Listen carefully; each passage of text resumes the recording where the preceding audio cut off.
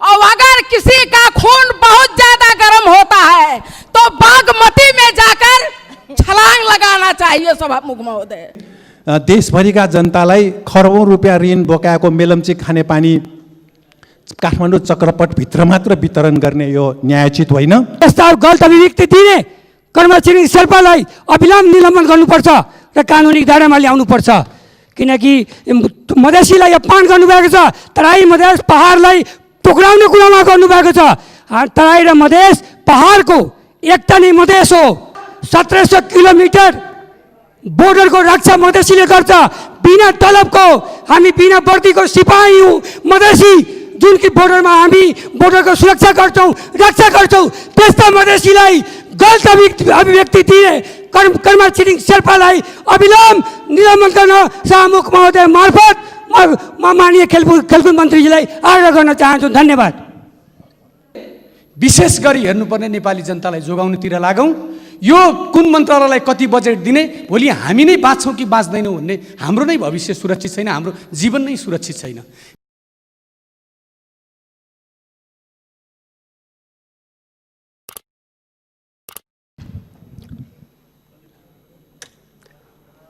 माननीय श्री अमृता देवी अग्रहरी, समय 3 मिनट।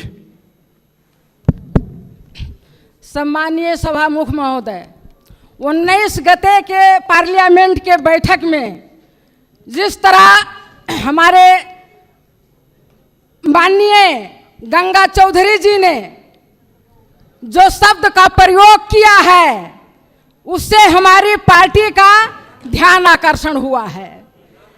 मैं स्पष्ट ढंग से कहना चाहती हूं कि माननीय गंगा चौधरी जी को माफी मांगना होगा। माननीय सदस्य अहिले बस्नुस्। माननीय सभामुख महोदय, जो भी इस सदन में सांसद के रूप में उपस्थित है वो संपूर्ण प्रक्रिया पूरा माननीय सदस्य मर्यादित ढंगले बोल्नु होला, तपाईहरु बस्नुस्। इसलिए मैं आपसे स्पष्ट रूप में कहना चाहती हूँ कि ये सदन जो है ये खून खौलाने वाला जगह नहीं है। स्तरीय भाषा में बोल्नु होला, विषयमा केन्द्रित गरेर बोल्नु होला। यहाँ खून ठंडा करके बात करना चाहिए। और अगर किसी का खून बहुत ज्यादा गर्म होता है तो बागमती में जाकर छलांग लगाना चाहिए सभामुख महोदय। यहाँ किसी का अपमान करने का जगह नहीं है। सम्मानीय सभामुख महोदय, मैं स्पष्ट ढंग से कहना चाहती हूँ कि जिस तरीके से हम लोगों के साथ भेदभाव होता आया है, किसी भी बात का एक सीमा होता है, सीमा से बढ़ करके आवाज उठाया जा रहा है, अपमान किया जा रहा है। हिंदी में जो बोलता है, हिंदी शब्द का प्रयोग उन्होंने कहा है। सम्मानीय सभामुख महोदय, आपके कार्य व्यवस्था के तहत शुरू में हम लोगों ने जब शपथ ग्रहण लिया था उस समय पूछा गया था कि आप किस भाषा में शपथ ग्रहण लेंगे। हम लोगों ने अपना अपना उद्देश्य के तहत, जिसमें हमको सरलता होती है, हिंदी में भी जिसको जो अपना सहज होता था उस अनुसार हम लोगों ने लिखित दिया था और हिंदी में हम लोग बोलने के लिए शपथ ग्रहण लिया। और हिंदी में बोलने के लिए इस तरीके से हमारे ऊपर जो है छीटाकशी होता है, अपमान होता है। हम ये कहना चाहते हैं सभामुख महोदय कि हिंदी बोलने से कोई हिंदुस्तानी नहीं होता, अंग्रेजी बोलने से कोई ब्रिटिश का नागरिक नहीं होता। जिस भाषा को जिसको सरलता होती है उसी भाषा का प्रयोग किया जाता है सभामुख महोदय। इसलिए मैं आप लोगों से कहना चाहती हूँ, इस सदन से कहना चाहती हूँ, अगर इस देश में कोई सच्चा राष्ट्रवादी है तो वो मधेसिया है, क्योंकि मधेश ही देश के चारों तरफ, 3 तरफ मधेसी का बसोबास है, जहाँ पे आज तक 1 इंच भी जगह मधेसियों के रखवाली के तहत किसी में हिम्मत नहीं हुआ समय सकियो टुंग्याउनु जो आकर के आक्रमण कर सके। लेकिन आज जो सीमा को लेकर बात उठ रही है सभामुख महोदय, बहुत महत्वपूर्ण बात है। कागज के टुकड़ा में, कागज का जो नक्शा है उसमें कोर देने से हमारे नेपाल का जगह फिरता आने वाला नहीं है। आप कोर लीजिए नैनीताल, आप कोर लीजिए हरिद्वार, आप कोर लीजिए खटमाय और पिथौरागढ़, जहां भी कोर लीजिए, उससे हमें नहीं मिलने वाला है। और भारत के लोग भी अपने नक्शा में काठमांडू और पोखरा अपने नक्शा में कोर लें, उससे भारत को भी नहीं मिलने वाला है। यदि जाने अनजाने में पहाड़ी शासकों ने जगह को बेचा है तो उसको वार्ता के टेबल के माध्यम से हमें वापस लाना चाहिए। सभामुख महोदय, जगह बेच करके और नौटंकी करने से जगह वापस नहीं आता है। इसके लिए कूटनीतिक वार्ता के टेबल पे बैठिए और जगह को वापस लाइए। और यदि ऐसा नहीं कर सकते हैं इस देश के शासक लोग, तो कुर्सी से राजीनामा दे, कुर्सी छोड़ दे, मदेशिया उस कुर्सी पे बैठ करके और देश को वापस लाएगा। यदि वाकई हमारे देश के भूभाग आक्रमण हुआ है तो मैं इतना ही कह करके आप लोगों के समक्ष एक शब्द और कह देना चाहती हूँ। नागरिकता के विषय में भी हमारे माननीय जी ने आवाज उठाया कि एक सांसद के पास 2 नागरिकता है। मैं कहती हूँ वो नागरिकता खर्च कटौती प्रस्तावका प्रस्तावक मान्य श्री प्रेम सुवाललाई आफ्नो खर्च कटौतीको प्रस्ताव प्रस्तुत गर्दै आजको लागि निर्धारित विनियोजन शीर्षकहरूमाथि छलफलमा समेत भाग लिन समय दिन्छु। समय 5 मिनेट। सम्माननीय सभामुख महोदय, देश र जनताको हितमा नेमकिपाको तर्फबाट पनि नेपालको संविधान दोस्रो संशोधन विधेयक 2077 अहिले संघीय संसदमा दर्ता हुँदैछ। माननीय सदस्यहरूको सहयोगको निम्ति आग्रह गर्दछु। अब म खर्च कटौतीको प्रस्ताव पेश गर्दछु। न्यायालयलाई माफियाको प्रभावबाट मुक्त राख्नुपर्ने, राजनीतिक दल र प्रतिनिधि सभा सदस्य निर्वाचन ऐनमा रहेको संविधान विपरीतका पञ्चायती भोट 3% मत सीमाको दफा खारेज गर्नुपर्ने र साथसाथै यो कानुन मन्त्रालयले जातीय अहङ्कारवाद विरुद्ध र व्यवस्थापिका कार्यपालिका र न्यायपालिकाको मुख्य पदमा बस्नेहरूको सामन्ती व्यवहार भयो भनेर जनताको गुनासो बढेको हुनाले यसको अन्त्य गर्ने विधेयक पेश गर्नु जरुरी छ। अमेरिकी प्रहरीद्वारा त्यहाँको अफ्रिकन अमेरिकी जर्ज फ्लोइडको जाति हत्याको रूपमा हत्या गरेपछि अहिले देशव्यापी रूपमा विरोध भइरहेको छ र यो विषय नेपाल सरकारले पनि पाठ सिक्नुपर्छ। हामी अमेरिकी सरकारको जातिवादी विरुद्ध आन्दोलन सम्पूर्ण जनताको प्रति ऐक्यबद्धता प्रकट गर्न चाहन्छौँ। सभामुख महोदय, देशभरिका जनतालाई खरबौँ रुपियाँ ऋण बोकाएको मेलम्ची खानेपानी काठमाडौँ चक्रपटभित्र मात्र वितरण गर्ने यो न्यायोचित होइन र भक्तपुर जिल्लाको खानेपानी स्रोत बागेश्वरी भङ्गिरी डाँडाको बहाल वन भाँसेर खेलकुद मैदान बनाउन सरकारले नै बजेट दिएको हुनाले त्यहाँ ठुलो विरोध भएको छ। त्यो क्षेत्रलाई जलाधार क्षेत्र घोषणा गरी पानीको मुहान संरक्षण गर्नुपर्छ। तराईका जिल्लामा आर्सेनिक पानी खानुपर्ने स्थितिलाई अविलम्ब अन्त्य गर्नुपर्छ। सभामुख महोदय, स्थानीय तहका प्रत्येक वडामा एक स्त्री तथा प्रसूति रोग विशेषज्ञ डाक्टरको व्यवस्था गर्नको निम्ति सोही स्थानकै योग्य विद्यार्थीलाई MBBS को छात्रवृत्ति दिनुपर्ने, बालबालिकाको उन्नयन र आमाहरूको श्रम शक्तिको उपयोगको लागि स्थानीय तहको टोलमा स्वास्थ्यकर्मी सहितको शिशुशाला र बालोद्यानको निःशुल्क सञ्चालन गर्नु आवश्यक छ। स्थानीय तहको प्रत्येक टोलमा स्वास्थ्यकर्मी सहित व्यवस्था गरी ज्येष्ठ नागरिक आदर निकेतन सञ्चालन गर्नुपर्ने, फरक क्षमता भएका अपाङ्गहरूको हेरचाह र रोजगारीको व्यवस्था गर्नु आवश्यक छ। सभामुख महोदय, सरकारले यो कोभिड-19 महामारीको चपेटामा परेका निर्माण मजदुरहरूलाई पर्याप्त क्षतिपूर्तिको व्यवस्था गरेको छैन, गर्नु आवश्यक छ।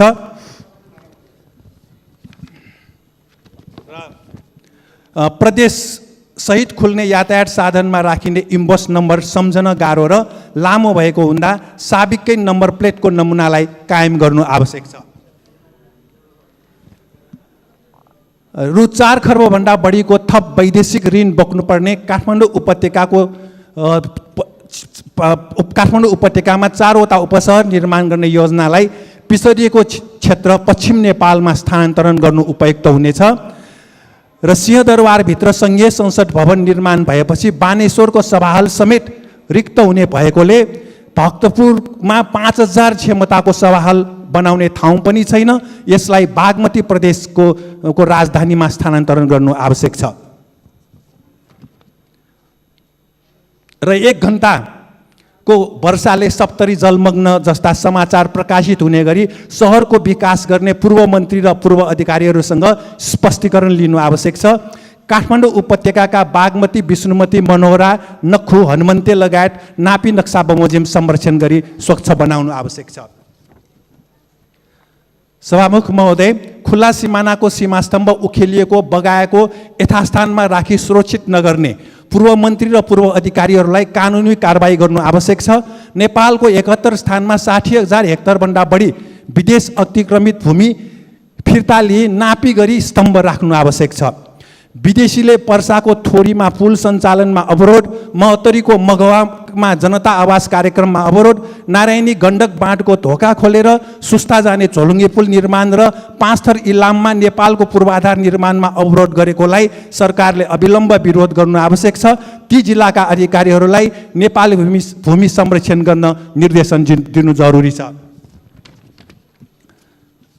सभामुख महोदय, जमिन जोत्ने कमैया, हल्ली कुल्ली, गोठालो लगायत किसानलाई अविलम्ब मोयानी हक दिनुपर्छ।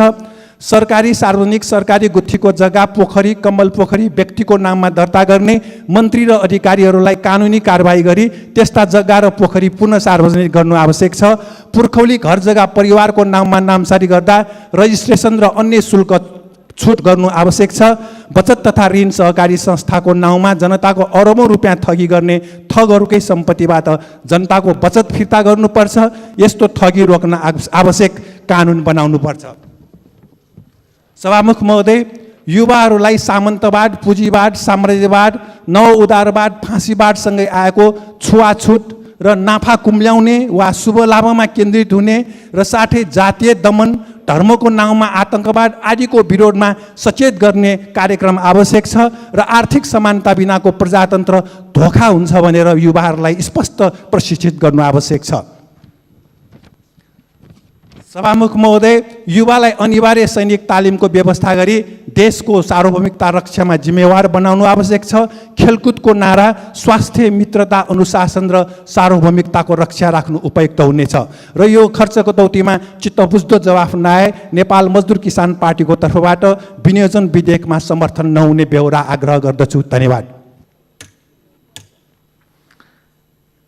मान्य श्री प्रदीप यादव, समय 12 मिनट। यसपछि मान्य श्री दलबहादुर राणा। सम्मानीय सभामुख महोदय, आज हामी विनियोजन विधेयक 2077 को 7वटा मन्त्रालयको विभिन्न शीर्षकमाथि छलफल गरिरहेको छौँ।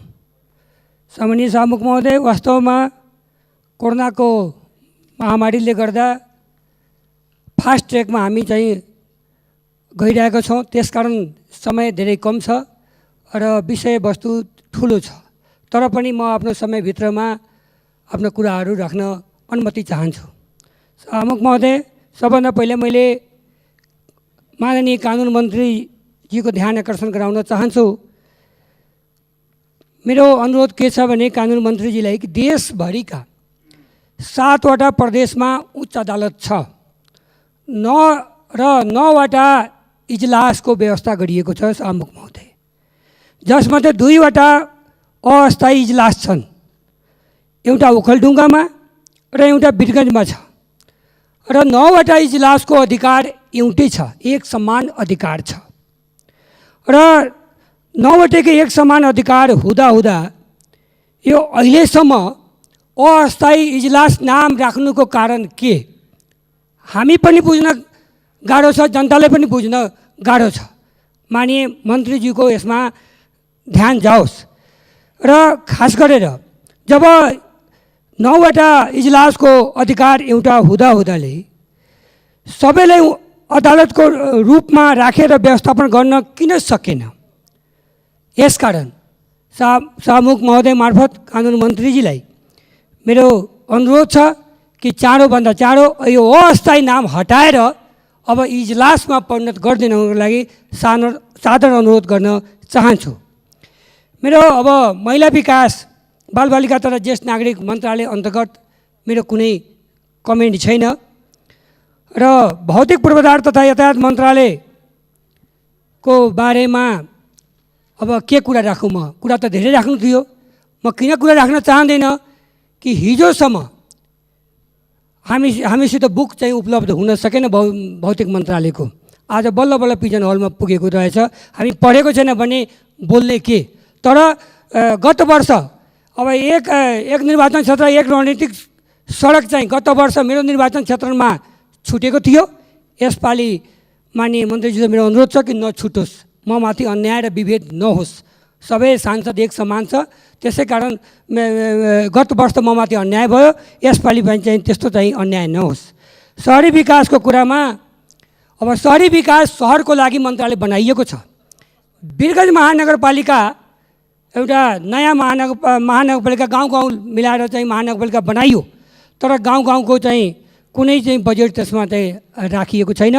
जुन पुरानो योजनाहरू थियो त्यो निरन्तरता दिएको छ। झन् पुरानो योजना सहरी विकासले काटेको छ, त्यसमा सहरी विकास मन्त्रीजीको चाहिँ ध्यान जाओस्, किनकि महानगर हो र महानगरलाई चाहिँ विशेष ध्यान दिनुपर्छ। किनकि सहरी विकास मन्त्रालयको कामै त्यही हो कि सहरको चाहिँ विकास गर्ने, सहरलाई विकसित गर्ने, सहरको जुन सडक नाला आदि इत्यादि जुन विकासहरू चाहिँ रुकिरहेछ त्यसलाई बढाउने। अर्को कुरा मैले अहिले खानेपानी मन्त्रालयको पनि कुरा छ, त्यसमा पनि मन्त्रीजीले सांसदले बोलाएर कुनै छलफलै गर्नुहुन्न, हामी के राय दिने? कुनै छलफलै गर्नुहुन्न। अब यहाँ त खानेपानी मन्त्रालयको एउटै काम रहेछ, मेलेमेन्ची खानेपानी कसरी काठमाडौँमा पुर्याउने। अब प्रत्येक साल हामी यही सुन्छौँ आयो त के आयो त? मेलेमेन्ची खानेपानी काठमाडौँमा आयो, तर आउँदै हात्ती आयो फुस कहिले आउँछ भगवान् भरोसे छ। प्रत्येक साल त सुन्छु कि आइहाल्यो, तर चाँडो आओस् मेरो शुभकामना छ र मेरो मन्त्रीजीलाई ध्यान आकर्षण पनि छ कि त्यो कमसेकम आइदियोस् भने राम्रै हुन्छ। र भूमि सुधार व्यवस्था सहकारी तथा गरिबी निवारण मन्त्रालयमा मेरो खास गरेर मन्त्रीजीसित मेरो एक दुईवटा कुरा के अनुरोध छ भने विगतको दिनमा ऐलानी जग्गाहरू जुन वर्षौँ 50देखि 100 वर्षसम्म ऐलानी जग्गाहरूको चाहिँ पूर्जा पाएको छैन। हजारौँ बिघा गाउँ बसेको छ, तिनीहरूसित लाल पूर्जा छैन। विगतका चाहिँ सरकारले चाहिँ लाल पूर्जा वितरण सुरु गरेको थियो, तर बिचमा चाहिँ त्यो रुक्यो। त्यो ऐलानीमा के लेखेको छ भने यो जग्गा फलानुको हो, यो फलानाले भोग चलन गर्दै आएको छ, त्यसकारण त्यो चाहिँ लाल पूर्जा वितरणको काम चाहिँ चाँडोभन्दा चाँडो चाहिँ भइहाल्छ भने त्यो जनतालाई ठिक हुन्छ र सरकारले पनि ठिक हुन्छ, किनकि मालपोत पनि तिरिरहेको छैन। यसरी नै छ त्यो ऐलानी जग्गा। त्यसैले त्यसको पूर्जा कसरी पाउँछ त्यसमा चाहिँ माननीय मन्त्रीजीको चाहिँ ध्यान जाओस्। र अहिले यो सहकारी संस्था गाउँमा खोलियो, सहरमा खोलियो, राम्रो कुरा हो। त्यो सहकारीले गरिबीको रेखामुनि रहेका सानो पसल खोलेका किसानहरूलाई चाहिँ ऋणलाई पनि सजिलो हुन्छ र किस्ता तिर्नलाई पनि सजिलो हुन्छ। तर सहकारी अहिले स्थानीय निकायको मार्फत गएको छ र अहिले सहकारीलाई बिना गार्जियनको चाहिँ सहकारी भएको छ। पहिला त डिभिजनल कार्यालय थियो जुन सहकारीलाई चेक जाँच गर्थ्यो, जस्तो अहिले ब्याङ्कको गार्जियन नेपाल राष्ट्र ब्याङ्क छ, तर सहकारीको गार्जियन को त? स्थानीय निकाय। स्थानीय निकायको प्रमुखहरू के भन्छ? हामीसित विज्ञ छैन, हामीलाई सरकार कुनै त्यसको कार्यालय प्रमुख नै बनाएर पठाएन, हामी किन हेर्ने, के गरेर हेर्ने? उनीहरूले विज्ञ छैन, एक्सपर्ट छैन। त्यसैले मन्त्रीजीको चाहिँ त्यसमा ध्यान जाओस्। अर्को कुरा के छ, यो सहकारीले एउटा गडबड काम गर्दो रहेछ। गडबड काम के? अब कुनै गरिब निमुखालाई 10 लाख लोन दियो, अनि त्यो सहकारी संस्थाका चाहिँ केही ठगहरू पनि रहेछ। सहकारी चलाउनेहरू सबै राम्रो पनि छैन, त्यसमा ठगहरू जो मानसिकता नै ठग छ। उनीहरूले के गर्छ भने त्यो 10 लाखको जग्गा त्यो के गर्छ, एउटा नेपाल बचत तथा ऋण केन्द्रीय सङ्घ छ र एउटा राष्ट्रिय सहकारी सङ्घ छ, संस्था लिमिटेड छ। दुईटैको चाहिँ गएर चाहिँ जग्गा चाहिँ मेरो हो, मैले दिएको छु यो बचत प्राइम बचतलाई, तर प्राइम बचतले मेरो जग्गा नपुछिकन उसको नाउँमा चाहिँ गरिदिइरहेको छ। र त्यसो चाहिँ 50-60 जनाको चाहिँ गऱ्यो, 10 लाखको जग्गा 50 लाखमा राख्यो र लिएर फरार भागिहाल्छ। र भागेपछि त्यो गरिब निमुखका मान्छे बर्बाद हुने स्थिति छ। त्यसको चाहिँ कसरी चाहिँ व्यवस्थापन गर्ने? र त्यो गरिबको जुन जग्गा अहिले 10 लाखमा राखियो र ऊ ब्याङ्कले 50 लाख मागिरहेको छ, ऊ त 10 लाख लोन लिएको छ प्राइम बचतबाट, त राष्ट्रिय सहकारीलाई त्यो 50 लाख कहाँबाट दिन्छ? त्यसकारण यसमा चाहिँ मन्त्रीजीको चाहिँ गम्भीर ध्यान आकर्षण गराउन चाहन्छु कि ध्यान जाओस्, यसलाई चाहिँ कसरी चाहिँ कुण्ठित गर्ने, कसरी कन्ट्रोल गर्ने र ठगहरूलाई कसरी चाहिँ कटघरामा ल्याउने, जो चाहिँ माननीय मन्त्रीजीको ध्यान जाओस्, मैले ध्यान आकर्षण गराउन चाहन्छु। र अब अर्को कुरा एउटा आयो युवा तथा खेलकुद मन्त्रालयको कुरा। युवा तथा खेलकुद मन्त्रालयले नैनी रङशाला वीरगञ्जको लागि 50 लाख रुपियाँ छुट्याएको छ। गजबको कुरा लाग्छ मलाई, 50 लाख सुन्दाखेरि त 50 लाख छ, तर त्यो रङशाला दशरथ रङशाला जस्तो ठुलो रङशाला हो। त्यो बेलाको पञ्चेको शिरपाल सरकारले बनाएको छैन, बौद्धलकालको नेपाल सरकार बनाएको छैन, त्यहाँको स्थानीय जनताको लेबीबाट त्यो रङशाला ठुलो रङशाला बनेको हो। त त्यो रङशाला अहिले कोमामा गइसकेको छ र कोमामा गइसकेपछि त्यो रङशालाको चाहिँ 50 लाख रुपियाँमा एउटा सानो पाठ पनि केही हुन सक्दैन। त्यसैले कि त माननीय मन्त्रीजीले त्यो रङशालालाई अन्तर्राष्ट्रिय रङशाला बनाउनको निमित्त स्पेसल बजेटको व्यवस्था गरून्, अथवा त्यो सङ्घको रङशाला हुँदैन, अब प्रदेशमा काट्नुहोस्, प्रदेशले अन्तर्राष्ट्रिय रङशाला बनाउन तयार छ। मैले कुरा गरेको छु माननीय मुख्यमन्त्रीसित प्रदेश नम्बर 2 का, उहाँले भन्नुहुन्छ सङ्घ सरकारले छोडोस्, मैले बनाइदिन्छु, म बनाउन तयार छु। कि त बजेट दिनु पर्यो, त्यो कोमामा गइसक्यो, सब झडिरहेछ, इँटा फिटा सब गइरहेको छ। त्यसैले त्यसमा चाहिँ माननीय मन्त्रीजीको ध्यान स्पेसल जाओस्, म ध्यान आकर्षण गराउन चाहन्छु। माननीय मन्त्रीजीले त अब उहाँको यहाँ म दोष लगाउने, धेरै मन्त्रीजीको त्यही अपरम्पार लीला छ। सबैले आफ्नो क्षेत्रमा बजेट घुसाइदिने कुनै पनि बाहनाले। अब क्षेत्र नलेख्ने के, अब के लेख्ने? फलानु नगरपालिका, फलानु गाउँपालिका भनेको नाम छुट्याइदिने, ताकि क्षेत्र भएपछि सांसदहरू पक्रिहाल्छ कुरा। तर अब सांसदहरू बुर्बक छैन, सांसदहरू पनि चलाक भइसकेछ, किनकि त्यो क्षेत्रमा आफ्नो साथीभाइ छन्, आफ्नो पार्टीको पनि सङ्गठन छ। त्यसकारण सोधेर कुन पालिका चाहिँ माननीय मन्त्रीजीको पढिरहेको छ चाहिँ, त्यसकारण यो अब खेलकुद मन्त्रीजीले पनि आफ्नो क्षेत्रमा बढी चाहिँ बजेट हाल्नु भएको छ र अरूलाई चाहिँ पाखा लगाउनु भएको छ। र त्यति मात्र होइन, मलाई त यहाँसम्म पनि सुन्न आयो माननीय खेलकुद मन्त्रीजीले, यहाँलाई त पनि माननीय मन्त्रीजीलाई एन्फाले पनि बडा माया गरेको छ। एन्फाले पनि सुन्न मागेको छ कि 17 करोड रुपैयाँ एन्फाले पनि उहाँले दिएको छ। त्यसकारण अहिले एन्फाका चाहिँ भर्खर चाहिँ वर्तमान अध्यक्ष कर्मा छिरिङ शेर्पाले भर्खरै चाहिँ एउटा दूरबीन नेपाल भने अनलाइनमा इन्टरभ्यू दिँदा उहाँले भन्नुभएको थियो कि मधेसीहरूको राष्ट्रियता आउँदैन, राष्ट्रियता सिकाउनु पर्छ, त्यो पनि कसको मार्फत? त सेनाको मार्फत राष्ट्रियता सेनालाई पनि मुच्नु भएको छ कर्मा छिरिङ शेर्पाले, एन्फा अध्यक्षले। मधेसीलाई राष्ट्रियता उहाँले सिकाउने हो, मधेसीलाई राष्ट्रियता आउँदैन। त्यस्तो ठुलो पोस्टमा बसेका एउटा मर्यादित ठाउँमा बसेका नेपाल फुटबल सङ्घले हामीले इज्जतले हेर्छु र सारा तिनको नेपाली फुटबललाई प्यार गर्छ र यसरी चाहिँ मधेसीलाई हेप्ने, मधेसीलाई होच्याउने, मधेसीलाई चाहिँ एउटा यस्तो चाहिँ गलत कुरा अभिव्यक्ति दिने कर्मा छिरिङ शेर्पाले कसको ताकतमा? पक्कै खेलकुद मन्त्रीजीको ताकतमा उहाँले बोल्नुभएको होला कि मधेसीले राष्ट्रियता आउँदैन। यहाँसम्म सेनाले पनि उहाँ मुच्नु भएको छ। सेना हाम्रो एउटा पवित्र संस्था हो, सेनालाई हामीले दिल हटमा राख्छौँ, हाम्रो मुटु हो हाम्रो सेना, हामीले सेनाले पनि मुच्ने हो। कहिले पनि राजनीतिक रूपमा विवादमा नआएको सेनालाई कर्मा छिरिङ शेर्पाले चाहिँ यस्तो अभिव्यक्ति दिनुभएको छ। त्यसकारण मैले माननीय मन्त्रीजीले अनुरोध गर्न चाहन्छु कि त्यस्ता गलत अभिव्यक्ति दिने कर्मा छिरिङ शेर्पालाई अविलम्ब निलम्बन गर्नुपर्छ र कानुनी दायरामा ल्याउनुपर्छ। किनकि मधेसीलाई अपमान गर्नुभएको छ, तराई मधेस पहाडलाई टुक्राउने कुरामा गर्नुभएको छ। तराई र मधेस पहाडको एकता नै मधेस हो र तिनटै मिलेर देशलाई निर्माण हामी गर्छौँ, हामी अलग होइन, हामी अलग होइन। र 1700 किलोमिटर बोर्डरको रक्षा मधेसीले गर्छ। बिना तलबको हामी बिना वर्दीको सिपाही हौँ मधेसी, जुन कि बोर्डरमा हामी बोर्डरको सुरक्षा गर्छौँ, रक्षा गर्छौँ। त्यस्ता मधेसीलाई गलत अभिव्यक्ति दिए कर्मा छिरिङ शेर्पालाई अविलम्ब निलम्बन गर्न शाहमुख महोदय मार्फत म माननीय खेलकुद मन्त्रीजीलाई आग्रह गर्न चाहन्छु। धन्यवाद।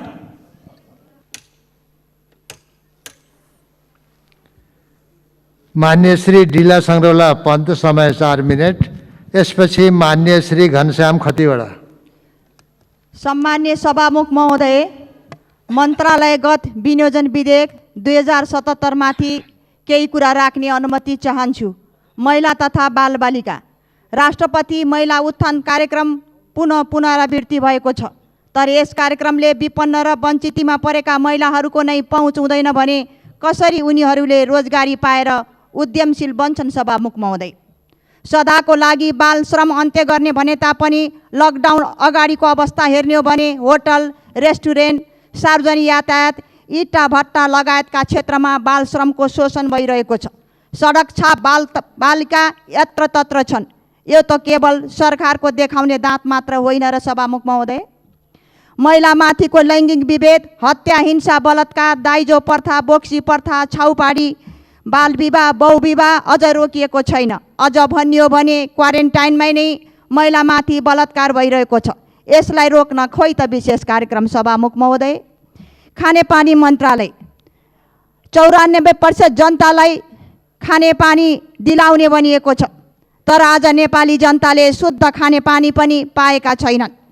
मेलम्ची खानेपानी काठमाडौँमा वितरण गरिने भने तापनि खै अहिलेसम्म आउने छाटकाट छैन। केवल नाराले मात्र जनतालाई कति दिन झुक्काउने हो मन्त्रीज्यू? भूमि व्यवस्था भूमिहीन दलितलाई परिचालन गरी बसोबासको लागि आवश्यक जमिन उपलब्ध गराउने भनी दलित आवास कार्यक्रम सरकारले ल्याएको भए तापनि यो केवल कागजी घोडा मात्र भएको छ। न भूमिहीनले आवास पाउनेवाला छन्। यो जत्ता झुक्काउने कार्यक्रम होइन मन्त्रीज्यू। बाँझो जमिन धेरै भएका स्थानीय तहमा भूमि बैङ्कको स्थापना गर्ने भने तापनि सरकारले अहिलेसम्म कुन तहमा कति बाँझो जमिन छ भनेर तथ्याङ्क नै जुटाउन सकेको छैन। जनतालाई कति दिन गुमराहमा राख्नुहुन्छ? युवा तथा खेलकुद मन्त्रालय युवा तथा प्रबन्धन केन्द्रहरू स्थापना गर्ने उल्लेख गरिएको छ। यस्तो युवा परिचालनको कुरा पनि छ। यस्ता केन्द्रहरू कसले कसका लागि सञ्चालन गर्ने हो स्पष्ट छैन। त्यसैले यो आफ्ना दलका कार्यकर्तालाई परिचालन गर्ने, पृष्ठपोषण गर्ने मात्रै कार्यक्रम होइन। यस्तै भौतिक तथा पूर्वाधार विकास आज लकडाउन भएको 70 दिन भयो। यो भन्दा बढी छ र यसमा ज्यान गुमाउनेको सङ्ख्या दुर्घटना भएर 150 भन्दा बढीले ज्यान गुमाइसकेका छन्। सभामुख महोदय, म स्मरण गराउन चाहन्छु, आजभन्दा 2 वर्ष अगाडि सडक सुरक्षा सम्बन्धी सार्वजनिक महत्त्वको प्रस्ताव मैले पारित गरेको थिएँ, यहाँबाट पेश भएको थियो। तर यो प्रस्तावमा मन्त्रीज्यूले आश्वासन दिनुभयो, तर आज छलफल पनि भयो। 2 वर्षसम्म सडक सुरक्षाको बोर्ड किन गठन हुन सकेको छैन? यस्तै आज सडक सुरक्षा जनताको दायित्व हो। सडक सञ्जालहरू बन्छन्। सडक निर्माणका ठुला योजनाहरू लिएर सडकको लम्बाइ मात्र नाप्ने काम गरिन्छ, तर सडकका पूर्वाधारहरू सडक कति गुणस्तरीय छन्? सडकहरू कस्ता पूर्वाधारहरू गरेर निर्माण गरिएको छ भन्ने कुरा हेरिँदैन। त्यसैले सडक सञ्जालको विस्तारले मात्रै विकासलाई छुन सकिँदैन। यो कुरामा पनि ध्यान दिनुपर्छ जस्तो मलाई लाग्छ। त्यसैले अन्तमा सभामुख महोदय, यो मन्त्रालय अन्तर्गत 7वटा मन्त्रालयमा हामीले आफ्ना कुरा राखिरहेका छौँ। यी सबै मन्त्रालयमा विनियोजित विधेयकलाई हेर्ने हो भने केवल यो विनियोजित बजेट छ, यो देखावटी छ, परम्परागत छ, जनताको मन छुन सकेको छैन। गरिब, असहाय, दलित, मजदुर कसैलाई पनि छुन नसक्ने विनियोजित विधेयक का 7वटा मन्त्रालयले कसरी नेपाली जनतालाई छुन सक्छ? धन्यवाद। विनियोजन विधेयक 2077 माथि छलफल गर्ने सन्दर्भमा माननीय उमाकान्त चौधरीले खर्च कटौतीको प्रस्ताव दर्ता गर्नुभएको थियो र यस शीर्षकमा के भन्दाखेरि पोसाक शीर्षक र इन्धन शीर्षकमा अनि अनावश्यक ठाउँमा यो बजेट राख्नु भएन, यो चाहिने कटौती गरेर 1 रुपियाँ कायम गरियोस् भनेको छ। यसको म पूर्ण रूपमा समर्थन गर्न चाहन्छु। सभामुख महोदय, यो भौतिक पूर्वाधार यातायात मन्त्रालय अन्तर्गतको सेती लोकमार्ग एउटा राष्ट्रिय महत्त्वको राजमार्ग हो। यो गत सालमा चाहिने 43 करोड रुपियाँ छुट्याएकोमा अहिले घटेर 31 करोडमा झऱ्यो। सभामुख महोदय, यो सरकारले यो बाटो बनाउनु खोजेको हो कि यसलाई रोक्नु खोजेको हो, यो म स्पष्ट हुन चाहन्छु। अर्को कुरा, कैलालीको चिसापानीदेखि अनि सुर्खेत र अछामको गैरीटाँडसम्म जाने, गैरीटाँड हुँदै चाइनाको बोर्डरसम्म जाने एउटा महत्त्वपूर्ण राजमार्ग जो हिजोका दिनहरूमा पनि छ र यो राष्ट्रिय महत्त्वको रूपमा यसलाई सरकार लिन सकिराखेको छैन। न्यून बजेट छुटिएको छ। यो पनि बाटो बनाउन खोजिएको हो कि के हो मैले बुझ्न सकिएको छैन। सभामुख महोदय, समक्ष पनि छ मन्त्रीज्यूलाई म भन्न चाहन्छु, सबभन्दा पहिले मन्त्री नेताको ठाउँमा हेर्नुपर्ने जरुरी हुन्छ, त्यसपछि आफ्नो ठाउँ हेर्नु पर्यो, त्यसपछि सत्तापक्ष केही सांसदको क्षेत्र हेरिदिनु पर्यो। अब प्रतिपक्षका सांसदको कुरा हेरे भयो नहेरे भयो, त्यसको आपत्ति केही छैन। म कुनै यसमा आफू के भन्ने भरोसा पनि गर्न चाहँदैन। सभामुख महोदय, महिला तथा बालबालिका मन्त्रालय अन्तर्गत ज्येष्ठ नागरिकको लागि अनि के भन्दाखेरि एउटा मिलन केन्द्रहरू, अनि केन्द्र मात्र होइन वडा तहसम्म पनि बनाउने भनिएको छ। सभामुख महोदय, केन्द्रमा कतिवटा मिलन केन्द्र बनेका छन्, वडा तहसम्म बनाउनका निम्ति बजेटको व्यवस्था गरेको छ। खालि गफ मात्रै गर्ने कि बजेट पनि ल्याउने, काम पनि गर्ने? यो गफ गरेको कुरा यो चित्त बुझ्दैन सभामुख महोदय। अर्को कुरा, खानेपानी सन्दर्भमा 94% घरधुरीलाई खानेपानी पुगाउने भनिएको छ। बडो सुन्दर पक्ष छ सभामुख महोदय। अनि मेलम्ची खानेपानी योजना कहाँ गयो? कहिले अनि असाढमा आउँछ पानी, कहिले अनि के भन्दाखेरि दसैँमा आउँछ, अनि कहिले चाहिने के भन्दाखेरि अनि 93% काम भइसक्यो भन्ने सुनिन्छ सभामुख महोदय। यो खानेपानीको मुहान हो कि यो भ्रष्टाचारको मुहान हो? भ्रष्टाचार र खानेपानी सँगै आउँदैन है सभामुख महोदय। आएपछि कि भ्रष्टाचार आउने हो कि पानी आउने हो, यसको लागि समय पर्खनुपर्ने होला। अनि अर्को कुरा सभामुख महोदय, भूमि व्यवस्था सहकारी तथा गरिबी निवारण मन्त्रालय सन्दर्भमा एक शब्द राख्न चाहन्छु। र गरिबसँग विशेषहरूको निमित्त जुन बजेट राखिएको थियो गत सालमा, गरिबका निमित्त बजेट खर्च नभएर अनि सहकारी संस्थामा रकम हस्तान्तरण भयो भन्ने सुनिएको छ। बडा दुःख र लाजमर्दो कुरा हो। यो चाहिँ यसको जवाब मन्त्रीज्यूबाट म पछि जान्न चाहन्छु। अनि युवा तथा खेलकुद मन्त्रालय सन्दर्भमा सभामुख महोदय, अनि कमसेकम युवालाई अवसर त दिनु पर्यो नि। न काम गर्ने अवसर छ, न कुनै राम्रो अवसर दिएको छ। त्यसले गर्दा धेरै गाह्रो छ। युवाले काम गर्न सक्छन् भन्ने कुरा म एउटा उदाहरण दिन चाहन्छु। अनि बिट एन्ड गट ट्यालेन्ट 2020 मा भीम निरौलाले जुन हङ्गामा मचाउनु भयो संसारभरि, उहाँको चर्चा हो। कति राम्रो कुरा उहाँले गर्नुभयो। त्यो अवसर पाएको भए नेपाल पनि हुन सक्थ्यो होला सभामुख महोदय। यसै गरी अमेरिकन आइडलमा दिपेश पोखरेल अनि स्टेजको नाम चाहिने अर्थगोनले चाहिने अनि फर्स्ट सेकेन्ड राउन्डमा आउँदाखेरि, दोस्रो हुँदाखेरि त्यत्रो चर्चामा आयो सभामुख महोदय। त्यो अवसर त नेपालमा दिए हाम्रा युवाहरू गर्न सक्छन् नि। त्यस कारण यो कुरामा विशेष सचेत रहनलाई म अनुरोध गर्न चाहन्छु। धन्यवाद। सम्मानीय सभामुख महोदय, विनियोजन विधेयकको विषयमा हामी भाग लिइरहेका छौँ 7वटा मन्त्रालयकोमा। सबभन्दा पहिले म के आग्रह गर्न चाहन्छु, प्रधानमन्त्रीदेखि लिएर मन्त्रीहरूदेखि लिएर सम्पूर्ण मन्त्रीहरूलाई यो विभेदकारी नीति कहिलेसम्म? विश्वमा विभेदले गर्दाखेरि, जातीयता विभेदले गर्दाखेरि, विकासको विभेदले गर्दाखेरि ठुलो घटनाहरू भइसकेको छ र भइराखेको छ। त्यसकारणले म आग्रह गर्न चाहन्छु, सबभन्दा पहिले के को आधारमा तपाईहरू बजेट छुट्याउनुहुन्छ? मानवताको विकासको आधारमा, गरिबीको आधारमा, अथवा के गर्नुहुन्छ? हामीलाई 3 वर्षको बजेट हेर्दाखेरि अहिलेसम्म त्यो बजेट त्यो किसिमको पाएन। म के आग्रह गर्न चाहन्छु तपाईहरूलाई, अहिलेसम्म मन्त्रीज्यूलाई, सचिवज्यूलाई र त्यहाँका कर्मचारीहरूलाई कुन प्रदेश गरिबी छ, के चिज विकास चाहिन्छ, के चाहिन्छ, अहिलेसम्म तपाईहरूले अनुमानित गर्न सक्नु भएको छैन। अहिलेसम्म नेपालको भूगोल हेर्न सक्नु भएको छैन, नेपालको परिवेश हेर्न सक्नु भएको छैन। म त्यो आग्रह गर्न चाहे। अहिले त्यसपछि तपाईहरूसित मेरो दोस्रो आग्रह गर्न चाहे, 2 नम्बर प्रदेश र कर्णाली प्रदेश। 2 नम्बर प्रदेशमा कति बजेट गएको छ? खानेपानी मन्त्रीजी यही हुनुहुन्छ। खेलकुद मन्त्री यहीँ देखिरहेको छु म। पहिले खानेपानी मन्त्रीजीलाई म आग्रह गर्न चाहन्छु, तपाईँहरूले मान्यले फोन किन गर्नुहुन्छ बजेट दिनको लागि? लास्ट इयर पनि तपाईँले मान्य हजुरलाई फोन गरेर बजेट कार्यक्रम दिनुहोस् भन्नुभयो, यसपालि पनि दिनुभयो। कहाँ छ बजेट? तपाईँहरू आफ्नो क्षेत्र र आफ्नो इलाका र आफ्नो मन्त्री र प्रधानमन्त्री बाहेक केही देख्नुहुन्न? विभेद कहिलेसम्म? र आफ्नो सम्पत्ति पनि तपाईँले संरक्षण गर्न सक्नुहुन्न। 70 को कतिवटा तपाईँहरूको खानेपानी योजना सञ्चालन भइरहेको छ र पानी पिइरहेको त्यहाँको जनताले। कल्याणपुर खानेपानीको आयोजनाले तपाईँको त्यो नगरपालिका क्याप्चर गरेर त्यो खानेबाट त्यत्रो करोडौँ रुपियाँ लगानी, अर्बौँ रुपियाँ लगानी भएको त्यहाँ बिल्डिङ बन्दैछ खानेपानी नआएर। त्यस्तै कठौना खानेपानी योजनाहरूको त्यस्तै बिल्डिङ बन्दैछ त्यहाँ नगरपालिकाको। खानेपानी तोडेर तपाईँ आफ्नो सम्पत्ति संरक्षण नगर्ने मान्छेले आफ्नो घरमा लिएर जानु पर्यो त्यो खानेपानी। हामीले कल्याणपुरमा चाहेन 70 को 2 नम्बर प्रदेशको हामीले जसरी बाँचौला, जसरी हामीले यो देशलाई हामी अगाडि बढाउला। खेलकुद मन्त्रीज्यू, तपाईँलाई अहिलेसम्म सोच्नु भएको छ? तपाईँलाई म आग्रह गर्न चाहन्छु, तपाईँसित स्वर्ण पदक मान्छेहरूले 2 नम्बर प्रदेशको हल्लो जोत्दैछ। सार्कमा स्वर्ण पदक पाएको व्यक्तिले खाना लाउन पाइरहेको छैन। अनि ये हो तपाईँको विकास? तपाईँको आफ्नो मान्छे भइदिएको भए, कार्यकर्ता भइदिएको भए ऊ मान्छे कहाँ के अरे परीक्षक बनिसक्थ्यो, केही बनिसक्थ्यो।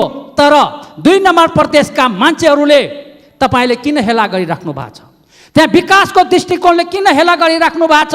गरिबीको दृष्टिकोणले किन हेला गरिराख्नु भएको छ? म आग्रह गर्न चाहन्छु खानेपानी मन्त्रीज्यूलाई र के अरे खेलकुद मन्त्रीज्यूलाई।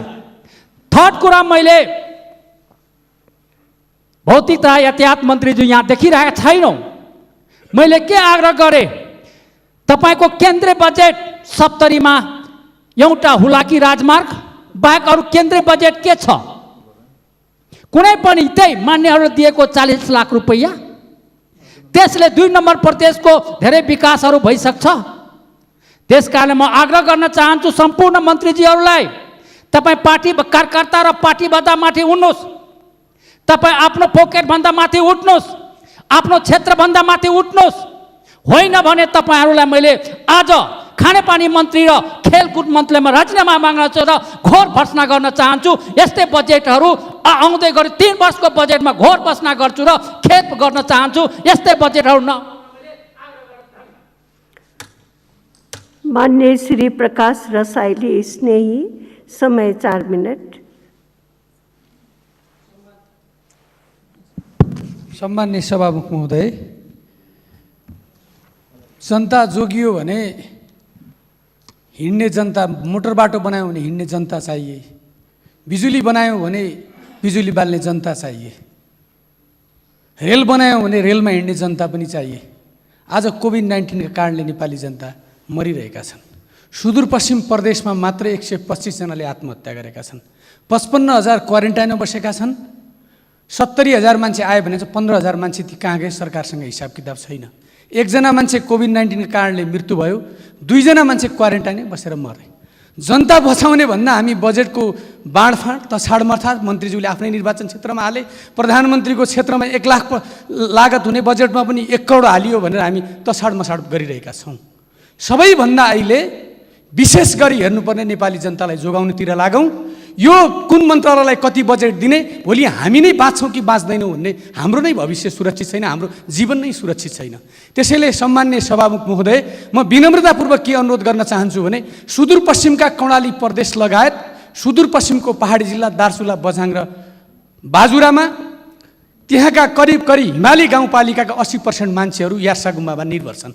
कसले दियो सरकारलाई त्यो अहिले यार्सा गुम्बा र जडीबुटी टिप्न कामतिर रोक्ने अनुमति? किन दियो? त्यो के कारणले दियो? आज ती जङ्गलतिर गएर पालेर बसेको भए सेल्फ क्वारेन्टाइन पनि हुन्थ्यो। सरकार के गरिरहेको छ? अर्थमन्त्रीज्यू करको दायरा मात्र खोजिरहनु भएको, जनता भोकभोकै मरिरहेका छन्, क्वारेन्टाइनमा मरिरहेका छन्। 20 वर्ष अगाडि बझाङ जिल्लामा बनेका 7वटा सेती नदीका पुलहरू 20 वर्ष अगाडि बनेका, आज पनि ठेकदार परिवर्तन गर्दै सरकार कमिसन खाँदै ती पुलहरू बनेका छैनन्। कहिले बन्यो? पानकोट र सैनपुरको पुल कहिले बन्छ? थलारा र ट्रायलको पुल कहिले बन्छ, छान्ना र तमैलको पुल कहिले बन्छ, म भौतिक पूर्वाधार मन्त्रीज्यूलाई प्रश्न गर्न चाहन्छु। हरेक वर्ष बजेट छुट्याइन्छ चैनपुरदेखि खोल्पेसम्म, तर खाल्टो पुरिएको हुँदैन। 3 घन्टा लाग्ने बाटो 6 घन्टा हुन्छ अनि बजेटको अन्त्यतिर रकमान्तर गरिन्छ। सभामुख महोदय, यसरी देशको समृद्धि हुँदैन।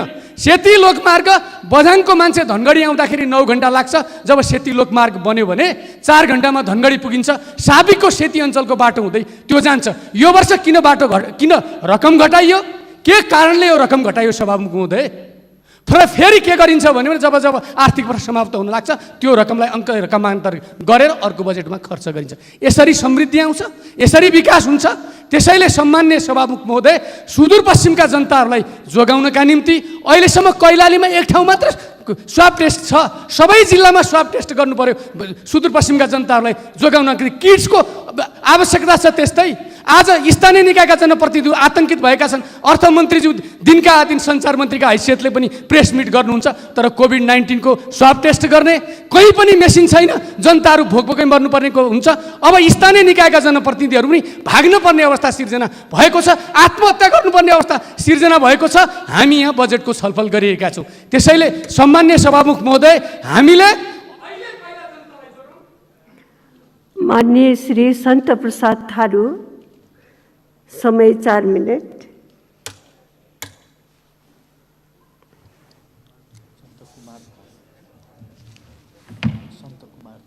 ए